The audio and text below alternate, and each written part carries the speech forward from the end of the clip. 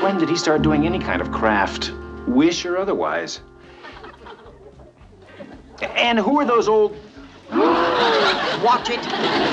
Imagine wearing a mask so tight that it starts to leave a permanent mark on your face.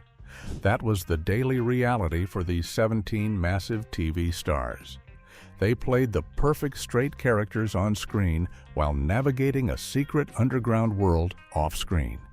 It was a high-stakes game of hide-and-seek where the price of losing was everything.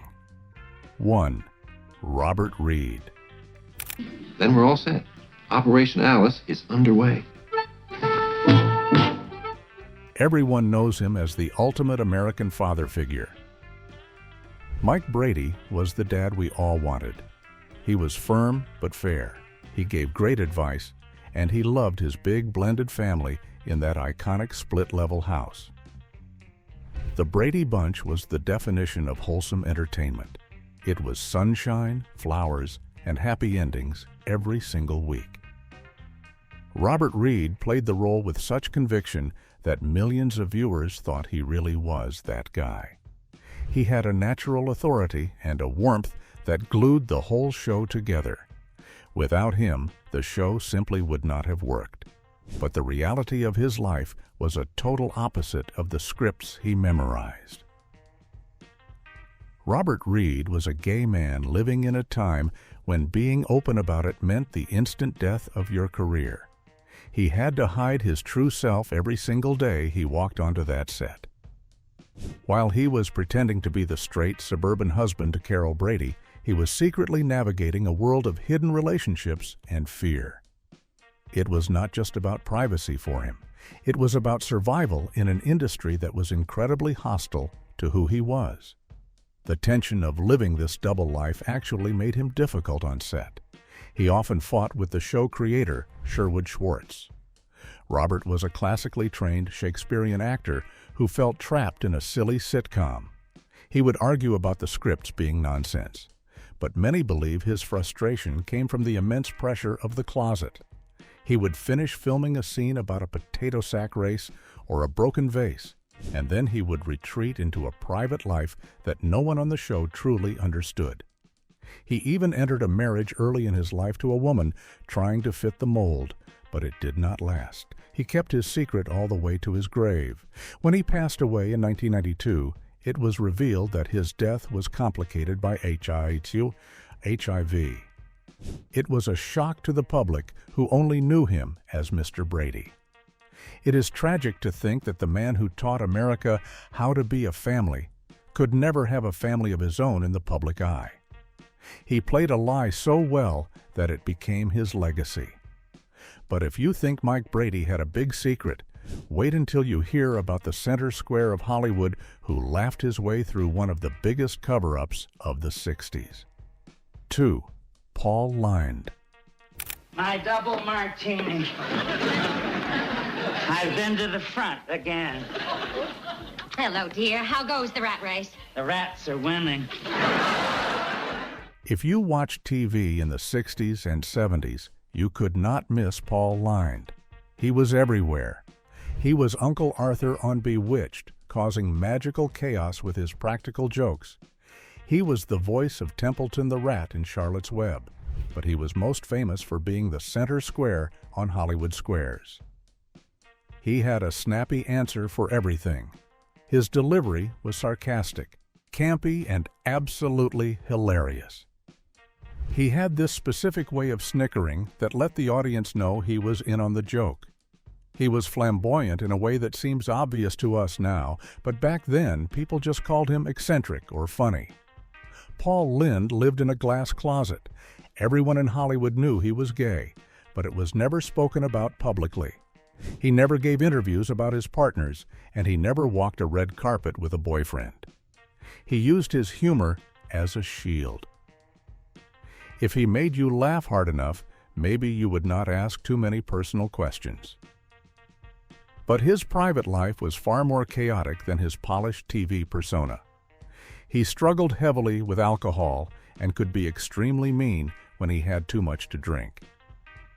There was one incident in 1965 that almost destroyed everything.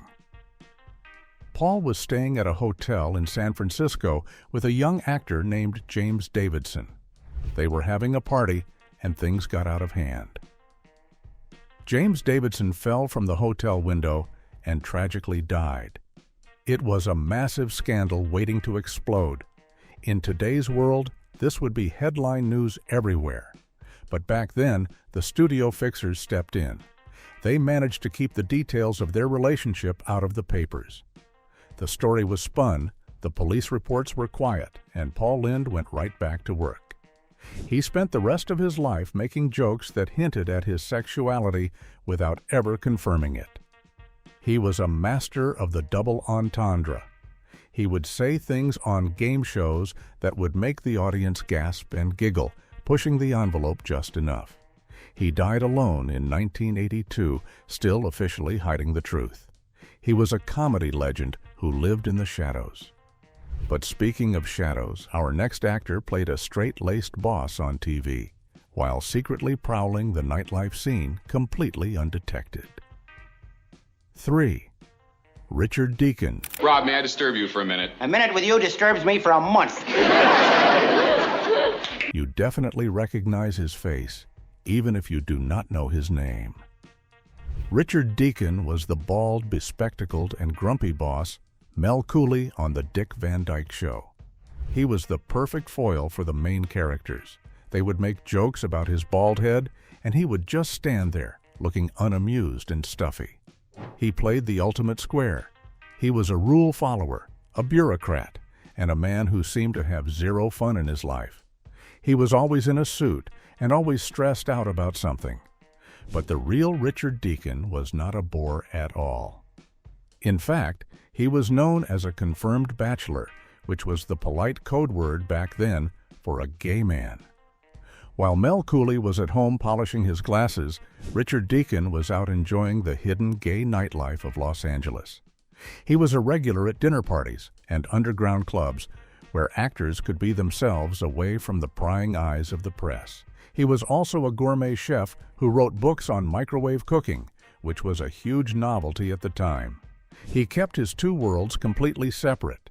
On one side, he was the reliable character actor who could play a stern authority figure in his sleep. On the other side, he was a man seeking companionship in a world that told him it was wrong.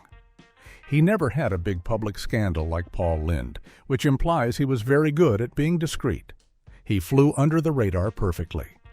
He understood that his typecasting relied on him being seen as a boring, asexual authority figure. He passed away in 1984, and it was only years later that his lifestyle became common knowledge among fans.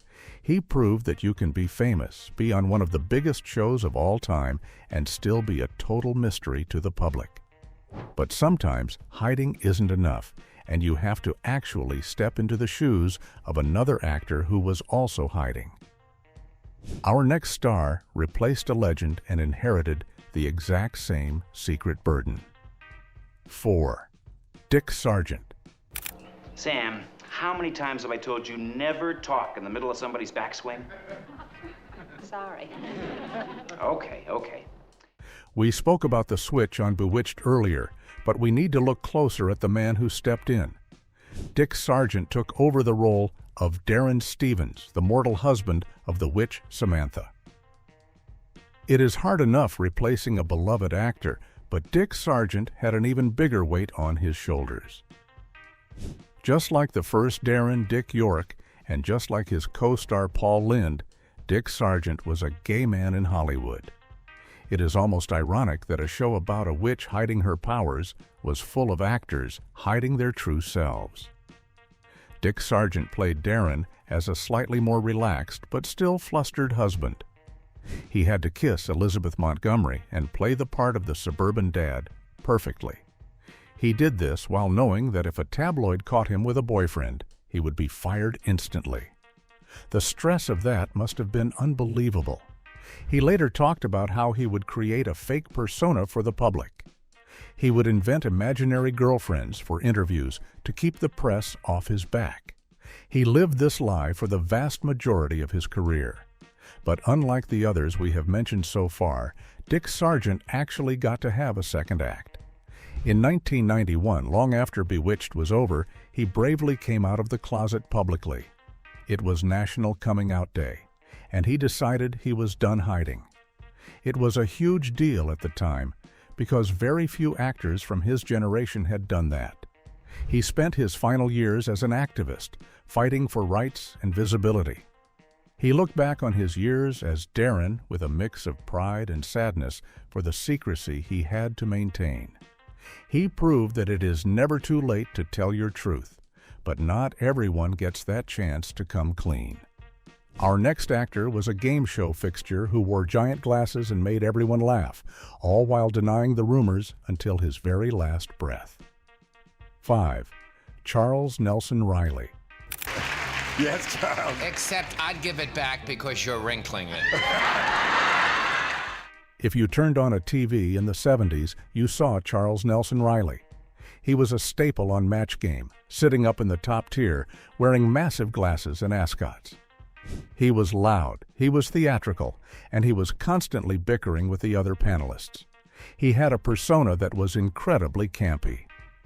He would make self-deprecating jokes and act in a way that screamed gay to anyone paying attention. But technically, he never said the words. He started his career on Broadway and won a Tony Award, but television is where he became a household name. He appeared on The Ghost and Mrs. Muir and made countless guest spots on sitcoms. Despite his obvious mannerisms, he felt the pressure to play the game. In interviews during the height of his fame, he would dodge questions about his personal life. He would talk about his dogs or his house, but never a partner. He knew that even though the audience loved him as the funny, eccentric guy, the network executives were a different story. There is a sad story about him being up for a lead role in a sitcom, but the network president said no because they claimed he was too queer. Even though he was not out, the industry typecast him and limited his opportunities. So he stuck to game shows and guest spots where his personality was an asset rather than a liability. He lived with his partner Patrick for many years, but to the public, Patrick was just a friend or an assistant. Charles Nelson Riley eventually became an acting teacher and a director, mentoring a whole new generation. He passed away in 2007. While he never had a big coming-out moment like Dick Sargent, his life was an open secret that paved the way for more flamboyant performers to be accepted. But some actors were not flamboyant at all. Our next star was a rough-and-tumble villain on Star Trek, and a sitcom neighbor who looked like he could crush you, all while hiding a very gentle heart. 6. Roger C. Will you listen to me carefully? The only possible interest I would ever have in Elizabeth Taylor is that she should only star in a picture I've written. Carmel, Roger C. Carmel, was a big guy with a booming voice and a distinct mustache. Sci-fi fans worship him as Harry Mudd, the intergalactic conman who tormented Captain Kirk on Star Trek. But sitcom lovers knew him from The Mothers-in-Law and various other appearances. He often played villains, loudmouths, or tough guys. He had a presence that took up the whole screen. Because of his size and his deep voice, he was often cast as the heavy. But off-screen, Roger was part of the underground gay scene in Hollywood. He lived a very private life that was carefully shielded from his fans. Unlike the campy stars of the era, Roger could pass as the macho man. This made his disguise even more effective. No one suspected the guy playing the space pirate or the angry landlord was secretly meeting men in West Hollywood. His circle of friends knew the truth, but it went no further than that. There were rumors about his health and his habits. Tragically, he died young at the age of 54 in 1986. The official cause was heart failure, but there were always whispers about the toll his hidden lifestyle took on him. He is a classic example of an actor whose physical appearance allowed him to hide in plain sight. He played characters that were the opposite of his real vulnerability. But let us jump forward to a much more recent show, where a young actor playing a teenage heartthrob had to hide his truth in the age of the internet. Sean Pye from You. I'm marrying her because I'm crazy about her. We love the same movies. She makes me laugh. She gets me. She's really an amazing girl. Probably remember him as Andrew Van de Kamp from the massive hit Desperate Housewives. He played the son of Brie Van de Kamp. His character was actually involved in some very dramatic storylines, including a plot where the character comes out as gay. It is a wild case of art imitating life, but with a twist. While Sean was acting out these scenes of a teenager struggling with his sexuality, he was doing the exact same thing in real life, but he was terrified to admit it. Desperate Housewives was one of the biggest shows on the planet. The cast was under a microscope. Sean was young and was being sold as a teen idol.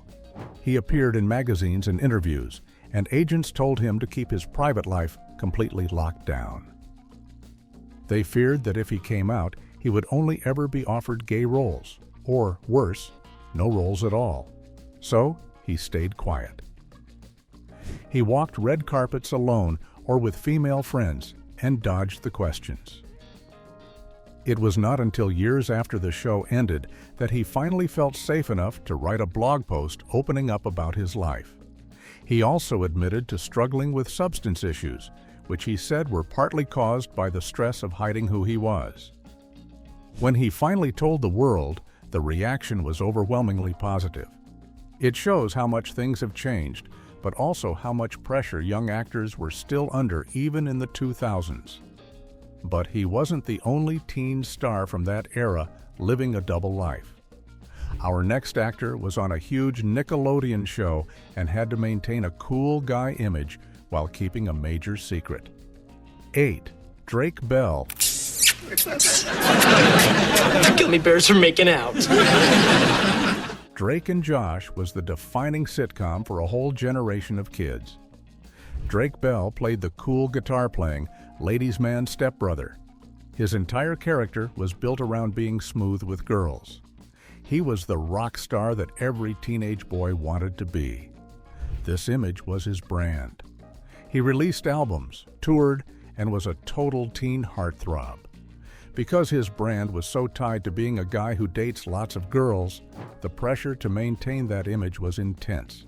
For years, there were whispers and rumors on the internet, but Drake always brushed them off. He dated famous actresses and kept the public convinced of his persona.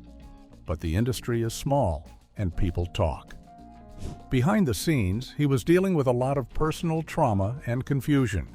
It was only much later, after his career had shifted and he had gone through some serious legal and personal battles, that the truth began to surface. He eventually pushed back against labels entirely, hinting at a much more fluid life than his Nickelodeon character ever could have had. His journey has been rocky and full of controversy, but looking back at the show now, you can see the immense performance he was putting on. He was playing a caricature of a ladies' man while figuring out a complex identity in private. It is a stark reminder that child stars often have the hardest time finding themselves. But sometimes you have to hide even when you are playing a Yimud, character who is smart enough to know better. Our next actor was a genius surgeon on a war show who kept his personal life in a bunker. 9. David Ogden Stiers. You have an IQ that is well above average. MASH is one of the most critically acclaimed shows in history. David Ogden Stiers joined the cast later in the run as Major Charles Emerson Winchester III. He was a brilliant, snobbish, and articulate surgeon. David played him with such incredible wit and intelligence. He was the antagonist to Hawkeye Pierce, but he ultimately won the audience over with his depth.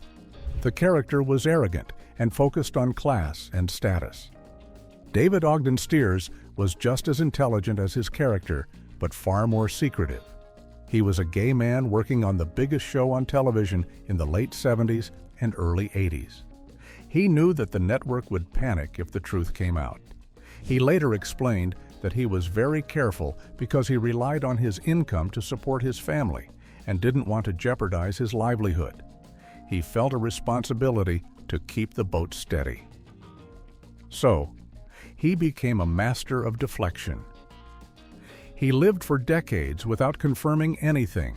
It was not until 2009, when he was much older and the world had changed, that he finally came out in a simple interview. He said he wanted to live his final years with complete honesty.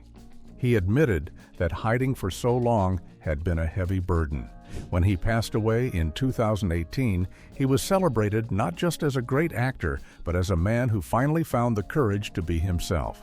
But what happens when you are a comedian known for pop culture jokes? Our next star was funny, loud, and totally silent about his love life. 10. Hal Sparks. All right, listen up. Yesterday was a really good show. We pulled it together. We got through that Springer clip really good. All right. So watch out for this Judge Mills Lane clip. Now, and I'm going to need you to come down through the center here and cover this joke. Before he was known for his role in Queer as Folk, Hal Sparks was a stand-up comedian and an actor looking for his big break. He landed a role in the show Talk Soup and had parts in various sitcom pilots and movies like Dude, Where's My Car? He built a persona as a quick-witted, slightly nerdy, straight-talking guy. He was very protective of his image in the comedy world, which can be very aggressive and masculine. When he took the role of Michael Novotny in Queer as Folk, it was a massive risk. He was playing a gay man on a show that was groundbreaking and graphic. Interestingly, for a long time, the press assumed he was straight and just acting. He played into this ambiguity. He did not explicitly come out right away, preferring to let the work speak for itself. He navigated that tricky middle ground where people are guessing, but you are not confirming. It was a strategic move to keep his casting options open. He did not want to be pigeonholed only as a gay actor. Over time, he became more open and is now a fierce advocate for the community. But in those early sitcom days, he was definitely keeping his cards close to his chest. He managed to transition from a hidden life to playing a character that exposed that very life to the world. But some actors hide so well that even their co-stars are surprised. Our next actor appeared in a hit legal dramedy and kept his private life locked in a vault until a legend accidentally let it slip. 11. Lee Pace. She said no. What, she does what you say? Never once, as a matter of fact, but that's not the point. The point is she doesn't want to sing. End of story. Let's go, Lindsay. Lee Pace is a fantastic actor known for Pushing Daisies, which is a quirky fantasy sitcom, and his role in the Hobbit movies. He has a leading man quality that is undeniable. He is tall, handsome, and charming.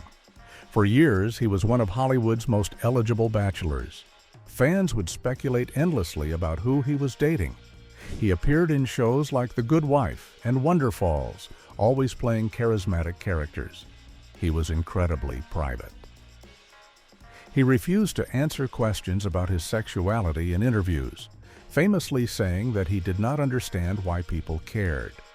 He wanted the focus to be solely on his acting.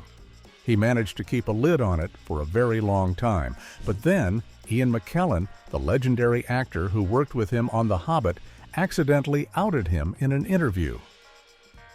Ian was just talking casually about how many gay actors were in the film and listed Lee Pace among them.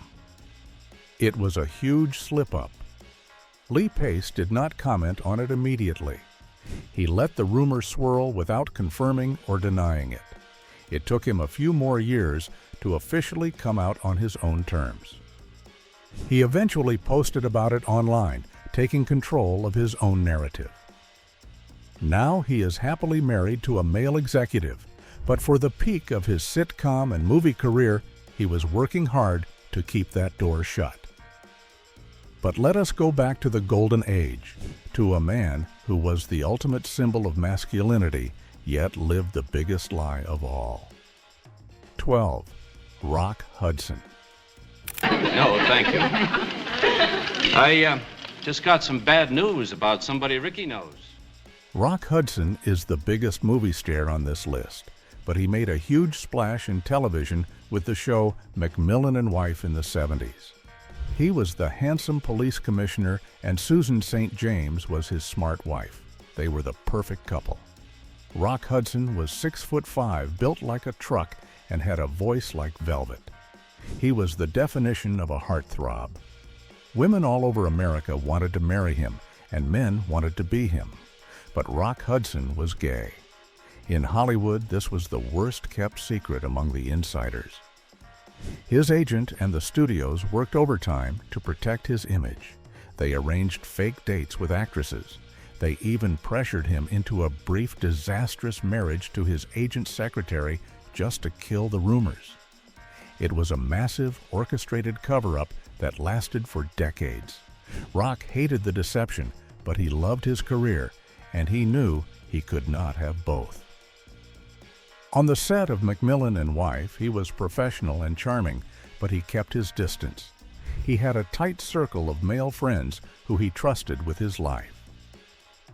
The facade finally crumbled in the mid-'80s when he appeared on the soap opera Dynasty. He looked gaunt and sick. Soon after, he announced he had AIDS. It was a global shockwave. The symbol of American manhood was dying of a disease associated with the gay community. His death changed the conversation about AIDS forever. He hid for his career, but his truth eventually changed the world. But he was not the only golden boy created by the studio system. Our next star was a teen idol who was literally forced to date women for publicity. 13. Tab Hunter. You ever have depressions or spells of melancholy? I'm unhappy right now. Tab Hunter was the Zac Efron of the 1950s. He was blonde, tanned, and incredibly fit. He had a hit song, hit movies, and even had his own sitcom later in his career called The Tab Hunter Show. He was the boy next door that every mother wanted for her daughter. The studios made millions off his face. But Tab Hunter was exclusively attracted to men. In fact, he had a long-term secret relationship with Anthony Perkins, the star of Psycho. The studio system was brutal. When a gossip magazine threatened to expose him, the studio threw him a fake romance. They would set him up on dates with Natalie Wood and call the photographers to make sure they got the shot. Tab had to play along. He would smile at the girl, hold her hand, and then go home to his secret life. It was exhausting. He felt like a product, not a person. His sitcom did not last long, partially because his career cooled off as he got older and the teen idol phase faded. But he spent the vast majority of his life in fear of being found out. He finally wrote a book in 2005 called Tab Hunter Confidential, where he laid it all out. He described the relief of finally dropping the act. He proved that you can be the ultimate pinup boy and still be living a totally different reality. But speaking of his secret boyfriend, let us talk about the man who scared the whole world in the shower. 14. Anthony Perkins. You know, needles, thread, sawdust. The chemicals are the only thing that cost anything. A man should have a hobby. Well, it's... Anthony Perkins will always be Norman Bates from Psycho. That role defined his career. But he also did a lot of television work, appearing in anthologies and guest spots on various series. He was a brilliant, twitchy, intense actor. He had a nervous energy that made him compelling to watch. While the world saw him as the creepy killer or the intense, dramatic actor, he was a gay man struggling to find love in a hostile environment. His relationship with Tab Hunter was real, but they had to hide it like they were spies. They would meet in secret locations and avoid being seen together in public. Anthony Perkins actually tried to undergo conversion therapy at one point because the pressure to be straight was so heavy. He eventually married a woman and had children, living a bisexual life that was very complicated and private. He never publicly came out during his lifetime. He wanted to protect his family and his legacy. He passed away from AIDS-related complications in 1992, the same year as Robert Reed. His life was a constant battle between his nature and the expectations of Hollywood. He was a man who could terrify an audience with a look, but he was terrified himself of the truth coming out.